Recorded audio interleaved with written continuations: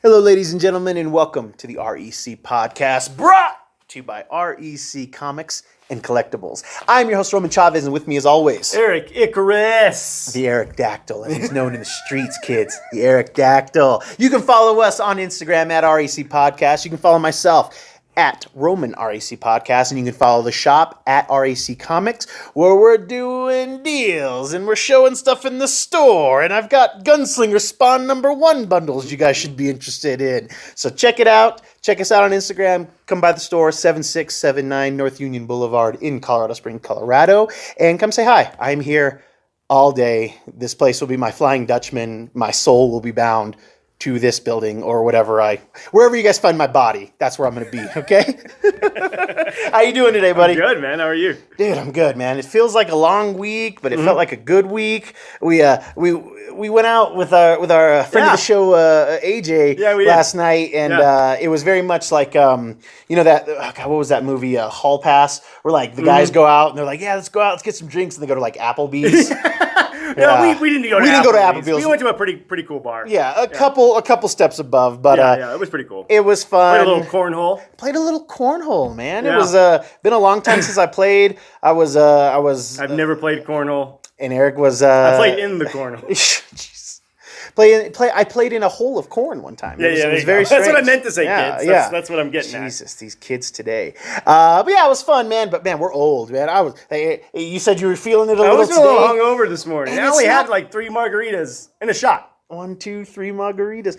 It was. It's always nice to see your friends. This is a message out there to you guys. If you're taking things too seriously and you need some friend time, get it in. Yes. It's good for the soul. Good for the comic soul. And you get it when you can, because life gets in the way a lot. It does. So when you have a chance to do it, just do it. Go out. It'll be fun. You'll be happy you did it. Do you know what else is good for the soul?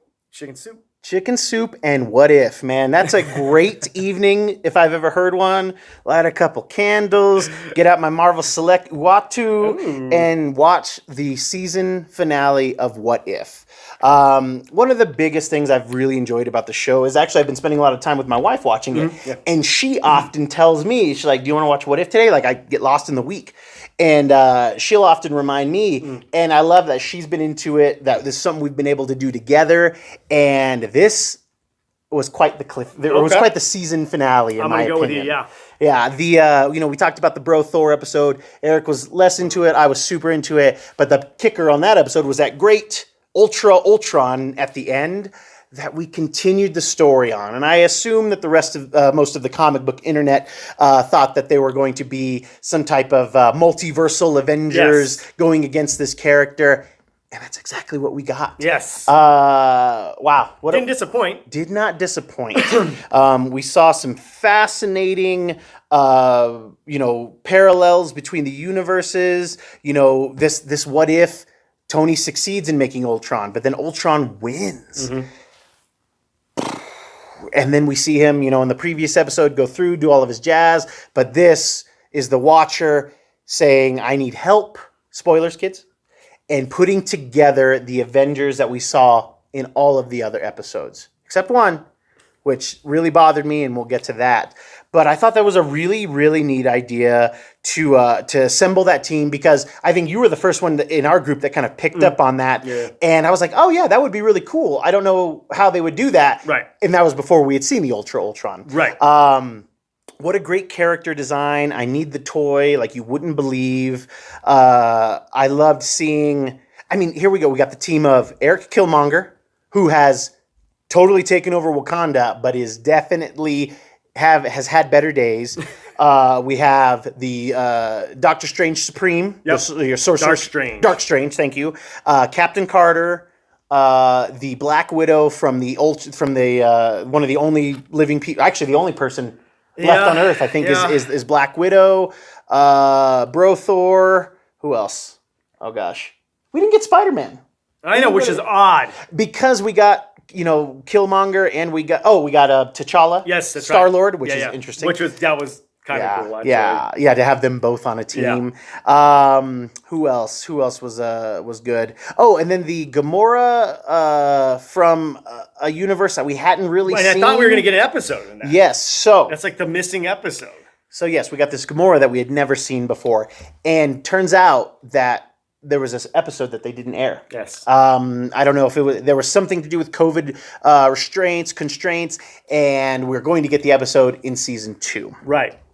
Which I think is kind of cool. Mm-hmm. It gives us the character, and then like, oh, okay, and then we get to learn about her later, kind of Tarantinoing in it. Well, I was at Walmart and I saw this What If Lego set, okay, and it was full of characters that I hadn't seen. Oh, really? And one of them was the Gamora. Okay. One of them was that Iron Man that she's with on Nidavellir. Right. Or is it Nidavellir? Is that the Starheart? What's I think that's right. Okay, yeah, I think so. My nerd stuff, guys. With Eitri the dwarf. They looked like they were melting down the Infinity Gauntlet. Oh, yeah. Okay, yeah. So they're melting down the Infinity Gauntlet. Apparently, for that story, they kill Thanos. Okay. So and then they're destroying the gauntlet. Right. Okay. And yeah, we got to see some really interesting stuff. A thing that I wanted to talk to you about is I really liked how Dark Strange was so powerful. Yes. And it was I was like, why is he so helpful? And it's like, oh yeah, because he's both of the Stranges now. Because he's back to normal. Yes. So it stinks that the good Strange kind of had to his prison is being part of the Dark Strange. Exactly, yeah. Which sounds way dirtier than I meant it to be. I like Dark Strange. And it was really cool just how powerful he was. And while they're fighting Ultron, and Ultron's like, oh, if I kill you, everybody else will die. So that was really neat too, because we talked and it was great. And I bet you Kevin Feige and his people, they've heard us talk about it. And that's like, oh man, if either Doctor Strange and Thor were fighting Thanos or Doctor Strange and Hulk, if there was just a combo. But they didn't have all the big players on one page. So, no. It was kind of had Tony and Strange were the heavy hitters on that team in Infinity War. And really, Tony, just because he can do a lot. He wasn't, remember, all that for a drop of blood. Exactly, right. But he can hold muff. It would have been really cool if they would have brought in the kind of pacifist Thanos from Star-Lord's thing. Yeah. Because there's another story there where he helps them. And then the stones start I honestly thought they were calling going to bring him. Yeah. Into it, having him fight Ultron to rid him of the gems. Yeah. So I thought that dichotomy had worked really well, but they didn't do it, and it's okay. And then using Zola, using Zola. I mean, it looked like they weren't going to be able to do that, and then they did. I forgot about it, and then they did it. I don't know. I think it was all in all a well-crafted series with, I think, a lot of people are in your house where they just didn't care for the Bro Thor one as much. I didn't. And everybody keeps saying oh, if we would have put it earlier, it would have felt better. I just don't think it had any business. Okay. It could. I think Bro Thor would have worked as pacifist Thanos, and Bro Thor was in a different story, as how pacifist Thanos in T'Challa's story. Yeah. Just kind of like a little side thing. Mm-hmm. You know what I mean? Because it didn't deserve a whole episode. It really didn't. I mean, I love me some Bro Thor. I love Lebowski Thor, but it just. Fair enough. Yeah, it was the weakest of the show, but I don't know. I enjoyed all of it, and it was kind of a nice. Now as a whole, it's kind of a nice break for all of that action in those last two. I was like, oh my god! And not that I disliked it; it was amazing. So, great series. Yes. Thank you, Marvel, Feige, and team. I hope you guys enjoyed it. If not, come by the shop. Talk to me about it. You can voice all of your Marvel complaints to me. I'll tell somebody. Nobody's listening, but I'll tell them. Pass it on for you. I mean, we're definitely beginning of season 2. You know it. I think they've already announced it. Yes. I mean, it's been doing good numbers. I mean, it did live up to the hype for me. This was the one I was most excited for. So. This was the first time in a long time it exceeded the hype for me. I was excited. There was a part of me that only thought I was going to love the zombie one. Right. Was that my favorite episode? Yeah. But that's because I have the zombie bend. My favorite episode... Dark Strange. That's the one you seem to talk about the most? Yeah, I would say, yeah. You're right. That is my favorite episode. Yep. Hands down. It got the character right, and it got the essence of What If right. The best for me. Yeah. Do you know what I mean? Fair enough. Yeah. It did definitely have that. I felt like I could have been reading that one in the early 90s. That felt really comic booky. Oh man, and when they brought the zombie horde from the other dimension, it's like well, what are zombies going to do against Ultron? It's not what zombies will do. It's what they brought. And then you see Wanda, and I was like, oh, what a cool thing. I wish they would have expounded on that a little bit, yeah. Because you saw her recognize him. Yes. And then, I was like, oh, they could have done something else. But it was still cool. It was still cool, but you said that. Yeah, what the hell? I have I don't have any complaints. I really enjoyed it. I'm excited for a season 2. I wonder if they'll carry on some of the motifs that they kind of left us dangling. Mm-hmm. Are we going to get brand new stuff? Is it going to be, because between now and then, I'm like, oh, what? They still have a bunch of other movies. No, we got stuff. Yeah, there's still tons. There's still tons of Phase 1 stuff. So you didn't like Shang-Chi. You're probably not gonna like the Eternals. Yeah, but you know what? Disney Plus shows, Marvel, they got it. They're holding it down for us sinners, man. Dude, Shang-Chi was awesome. I loved it. Yeah. A lot of people are on the fence about it, I guess. I get why they are. I thought it was great. I get why they are. I totally understand. This one is asking. Shang-Chi is asking a lot. It kind of is.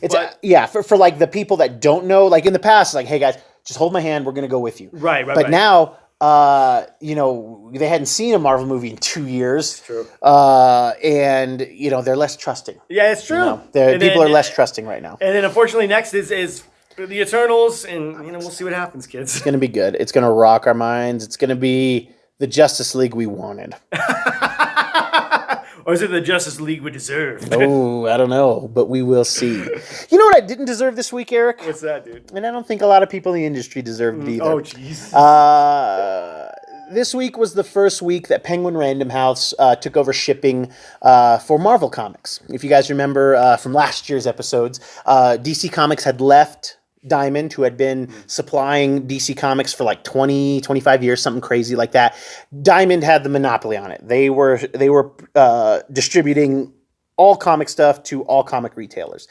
When COVID shut down their distribution centers, DC they needed to get their comics out, so they, is my understanding, got in cahoots with Midtown Comics. It created Lunar Distribution. I say Lunar, it's probably just Lunar, but Lunar sounds more important to me. It sounds more common. It sounds more superhero. Yeah, it does. Yeah, it sounds like a person, like Lunar. Lunar's been great. They package things really well. They because it's Midtown, so they know how to work comics. Very few damages happen with them. Well, Penguin Random House started the first week of October. Over 25% of my order was damaged. And for me, being a young baby comic store, that's a lot. That's a lot. Like I could only imagine. So when I went online to see what other people were dealing with, I was seeing people showing stacks, 200 comics, this and that. And, we're real picky when it comes to our the condition of our comics. And that's great. And man, I got to tell you guys, I called I called Random House, and their customer service, they couldn't have been nicer. The guy sounded super flustered. He sounded like they were obviously they were fielding this all day.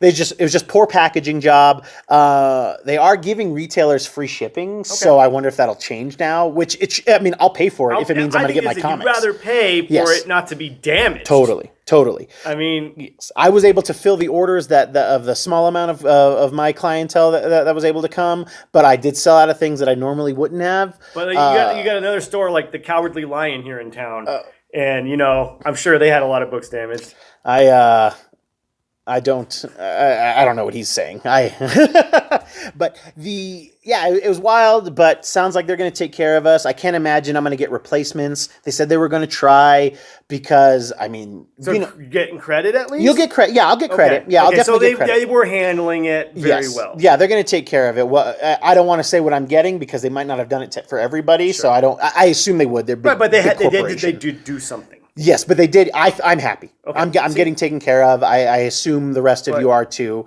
As far as I'm concerned, one time in this business is one time too many. I get mistakes happen, but the first time out, the first time out's weird. This is a bad first impression. Doing damage. We were talking a little bit.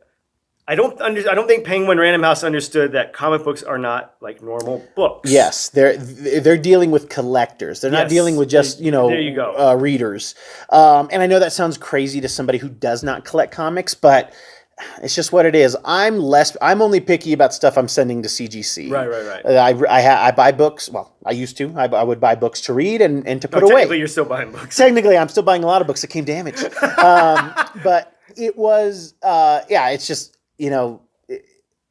We like things a certain way, and they we're not, because I think usually the industry norm is like you account for like 20% damaged. Sure. So that's probably 20% more, but there was more than 20% damaged. Yeah. Again, I had 25% of my product damaged. So I can't imagine everybody's getting replacements, but I know I'm getting a credit, so I'm happy about that, and we'll see what they do. But man, that's a wild first step. Yes, for sure. I mean, last year we talked about this, division of how these comic books were going to be dispersed, and we all knew it was going to be interesting. Yeah. I felt like it was putting a wedge between companies and how, the collectors were going to get their product. Yeah. And it's already starting. Yeah, hopefully they take a page out of Lunar's, because even Diamond, one of the big gripes with Diamond is that Diamond doesn't really package very well. They didn't. But they were the only show in town. They had the monopoly. Yeah, so they could do whatever they wanted. Like it did, but now that they have competition again, which is always great for the seller or for the buyers, of course. is their stuff has gotten better. Okay. They're getting quicker at refilling orders, but still, like when I get my Diamond shipments, it looks like somebody went shuffled them in. I'll have Hulks over here and I'll have Hulks over here, and it's like why aren't these all in the same spot? Right. I don't get it. But Lunar, they have impeccable packing. I think. And Lunar is doing DC. DC. Okay. Yeah. Diamond is doing all of the indies. So Image, Boom, Dynamite, Dark Horse, everything that's not Marvel and DC. Which is wild, but good thing, because we still need the tent poles here. Right. And good thing that, Diamond can focus on the indie stuff. Sure. They can get a lot more done. Yeah. And hopefully concentrate and get better there. And then maybe, because what Diamond did back in the day, they just started buying out the other distributions. So there were a bunch back in the day too, but then they were buying them all up. So we'll see. I think in our lifetime we'll see it again. But okay, yeah. So because like the split happened, so DC ends up going with Lunar. Mm-hmm. And then Marvel stayed with Diamond for a while, right? Marvel stayed with Diamond until they could. I think they were just like, "Hey, we're Marvel, we're Disney. Right. Somebody's going to want to do this for us." And they signed the deal last year, so we've known about this for a while. Right. It just wasn't going to start until October. Yes.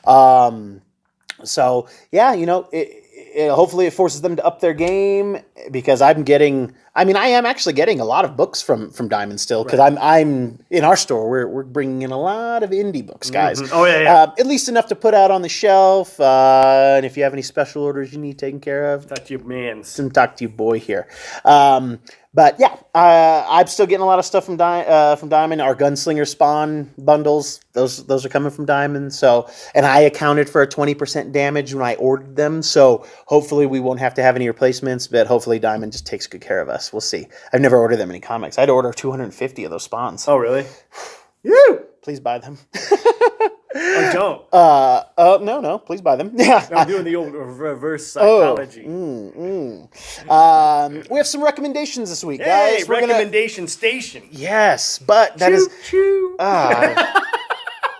Do you listen to the JRVP? Is that what you're doing? So. Oh yeah, dude, that's so weird. Yeah, on Jesselnick's podcast, they do a recommendation station, and then the co-host goes choo choo. Like Oh my. Dude, I didn't know he had a podcast. Oh yeah. He does. He's one of my favorite comedians too. Dude, oh, you'd love it. Oh, and you'd love it because it's our podcast, but with his best friend Greg Rosenthal. Oh, the NFL guy. That's his best friend. Weird. They went to college together. They lived together. Yeah, they're like best friends, and it's called JRVP, the Jesselnick and Rosenthal Vanity Project. That's perfect. Yes, Dude. Yeah. I'm checking that out. I didn't know that. At the end of every episode, he goes, and now it's time for recommendation station. Choo choo, just like that. That is flipping funny, dude. That's exactly like verbatim. Like I thought you were a JRVP fan, like myself.